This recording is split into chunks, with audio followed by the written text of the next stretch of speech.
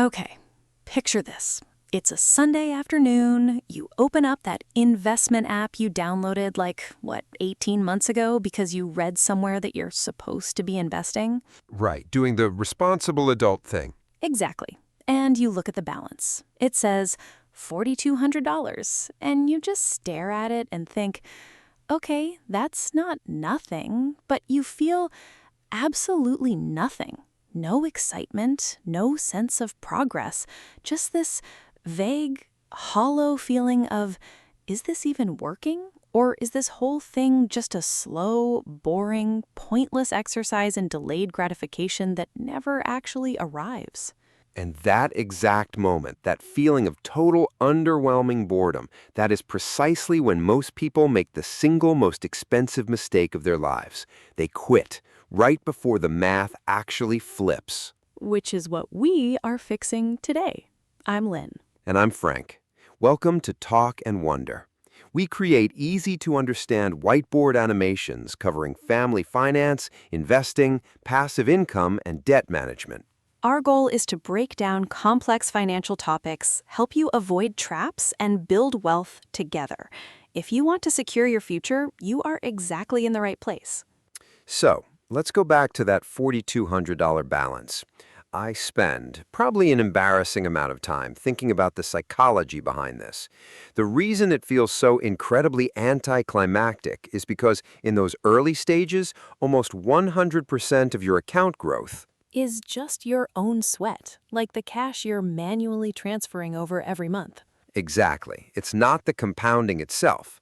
Look, if you invest $300 a month for a year at a 10% annual return, you've personally put in $3,600. The market? Well, the market has added maybe a couple $100 on top of that. $200.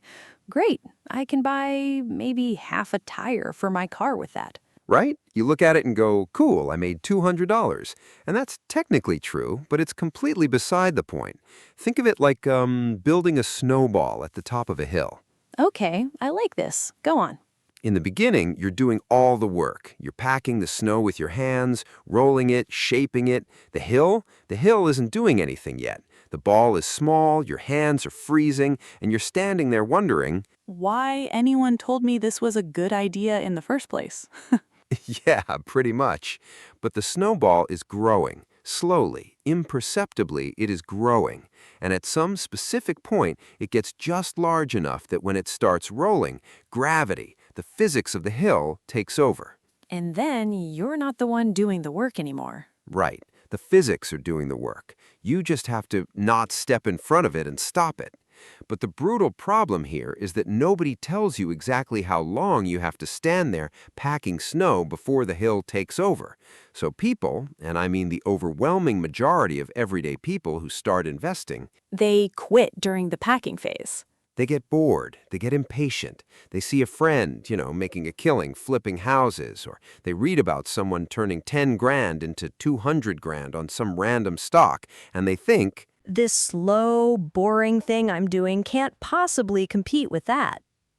Exactly. So they stop, or they cash out, or they just let the monthly contributions slide for a few months, which turns into a year, and then indefinitely.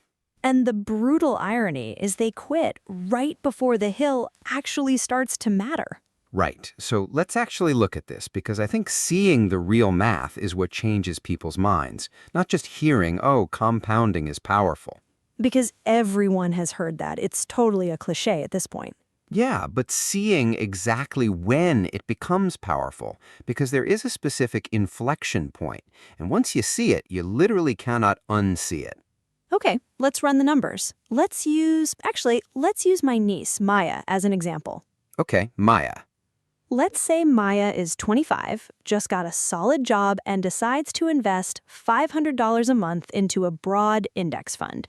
We'll say it's averaging about a 10% annual return. Pretty standard setup, nothing exotic. Perfect. So in year one, Maya puts in $6,000 of her own money. Her account is worth maybe $6,300?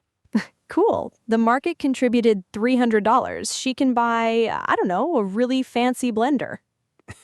Right, super underwhelming. But let's push forward. By year 5, she's contributed $30,000 total from her own paychecks. Her account is now worth roughly $38,000. Okay, so the market has added about $8,000 on top of her own money. Exactly.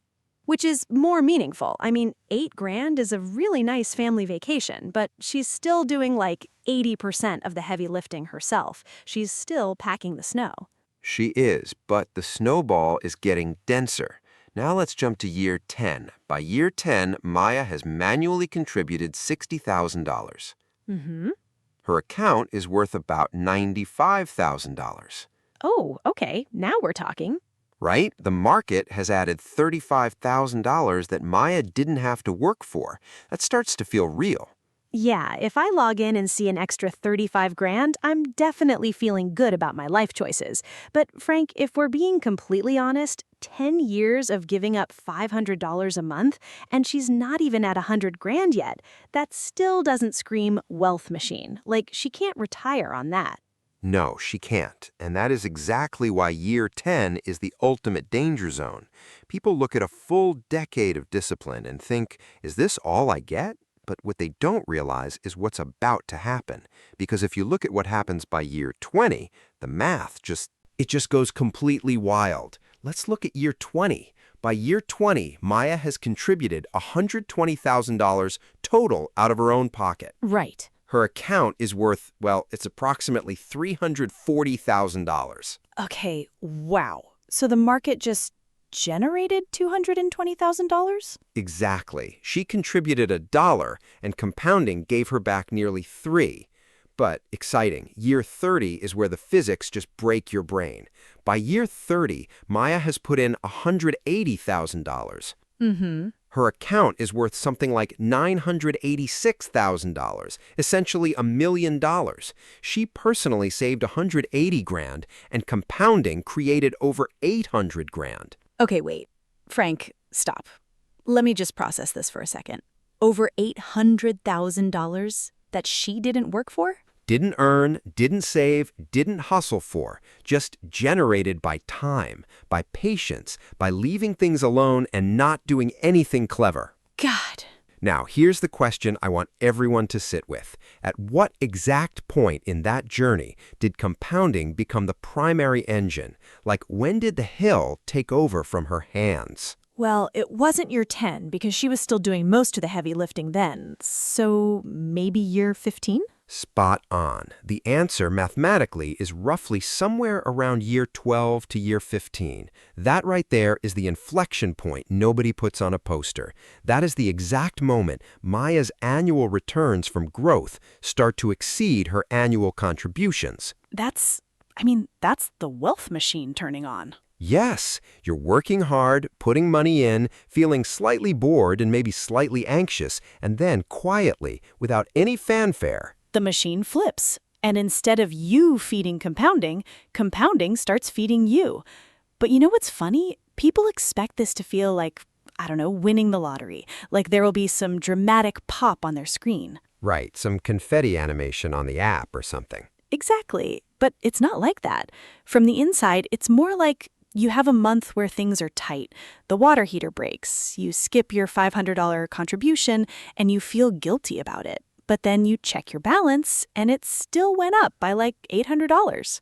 Right. Or you get to the end of the year and you realize, wait, my portfolio returned $12,000, but I only contributed $6,000. The market literally gave you more than you gave it. And once that happens, the trajectory changes in a way that becomes almost hard to believe, because now your base is large. Think about it. A 10% return on a $200,000 portfolio, that's $20,000. That is more than many people save in an entire year. And a 10% return on a $500,000 portfolio is $50,000.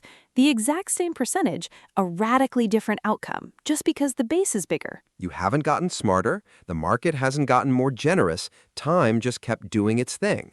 Which brings me to something I think about constantly. This is exactly why the absolute worst financial decision most people make isn't picking bad stocks or overpaying for a house, or even carrying credit card debt, as bad as all of those are. The absolute worst decision you can make is starting late. Right, because every year you delay, it doesn't just cost you that 1 year's cash, it pushes that 12 to 15-year inflection point further away. Exactly. It costs you everything those contributions would have compounded into. It shortens your runway on the other side. But here is the part that nobody talks about enough. And honestly, it might be more important than all the math we just went through. How to actually survive the boring years without losing your mind. Yes, how do you keep going when your balance feels laughably small relative to the life you actually want to live?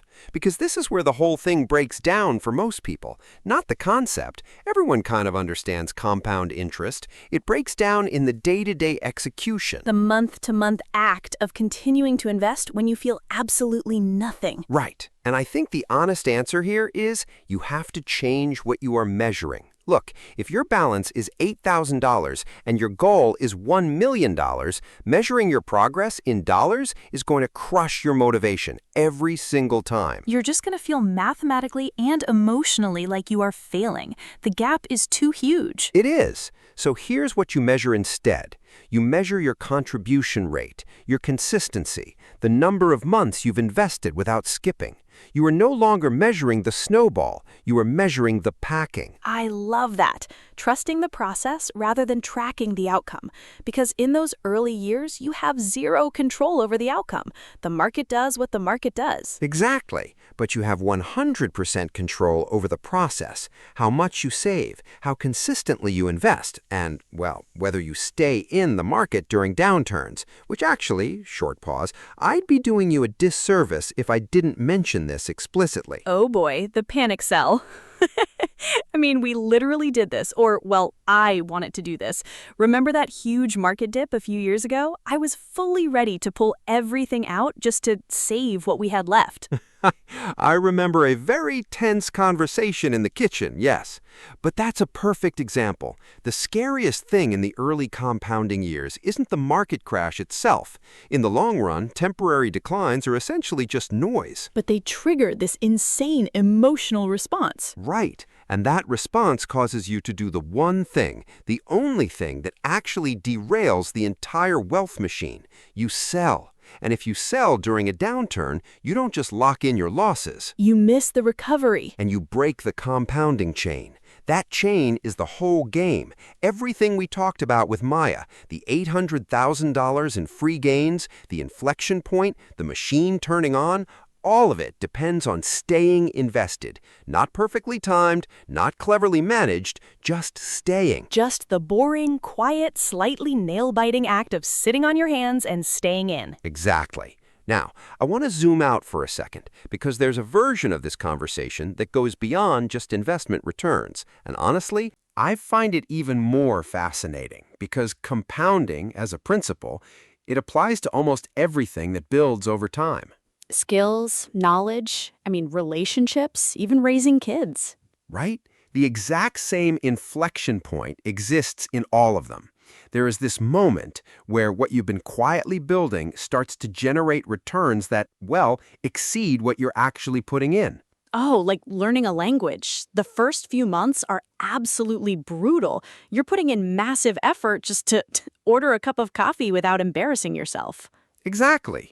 But somewhere around, month 8 or 12, the returns start to exceed the effort. The conversations get easier faster than you're actually studying. The compounding of your prior knowledge accelerates the new knowledge. I love that. It completely reframes those boring, frustrating early years of anything. There aren't wasted years, they're foundation years. And if you know you're just in the foundation phase, if you know you're just packing the snowball years, you can actually tolerate it. You might even enjoy it a little.